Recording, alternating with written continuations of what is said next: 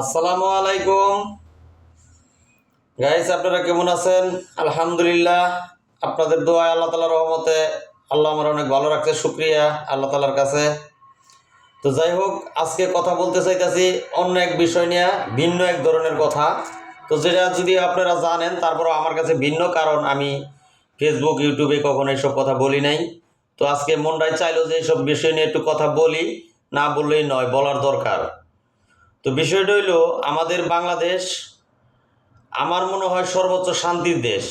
তো এই দেশে আমরা যাদের কাছে শিক্ষা অর্জন করি তারা হইল আলেম উলামা। আলেম উলামার উদ্দেশ্যে বলতে চাই যে আপনারা আপনাদের প্রত্যেকের জায়গা থেকে ঐক্যবদ্ধ হন এবং একতাবদ্ধ হন, সবাই এক হন। আসলে দেখেন, আমরা যারা না বুঝি এবং ইসলাম সম্পর্কে, ধর্ম সম্পর্কে না জানি, আপনাদের অনুসরণ করি। তো আপনারা যদি ঐক্যবদ্ধ না হন এবং আপনারা যদি বিভিন্ন জনে বিভিন্ন দিকে বিভিন্ন বক্তব্যে থাকেন, তো আমরা বিভ্রান্ত হই।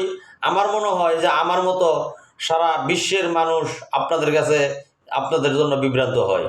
তো তাই আপনাদের প্রতি করজোর অনুরোধ রাখি, আপনারা এক হন, সমস্ত আলেম উলামা এক হন। কারণ আপনারা নবীর ওয়ারিস, আমার নবী হুজুর পাক সাল্লাল্লাহু আলাইহি সাল্লামের উত্তরসূরি আপনারা। আপনাদের দিকে আমরা তাকায় থাকি এবং আপনারা ঐক্যবদ্ধ হইলে আমরা সবাই, সাধারণ জনগণ যারা আছি, সবাই ঐক্যবদ্ধ থাকতে পারি। আপনাদের মাধ্যমে আমাদের শিক্ষা, আপনারা আমাদের শিক্ষক।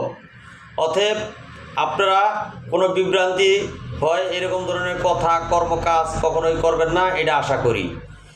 তো যাই হোক, ভুল ত্রুটি হইলে বেয়াদবি মাফ করবেন। আসসালামু আলাইকুম ওয়া রাহমাতুল্লাহ।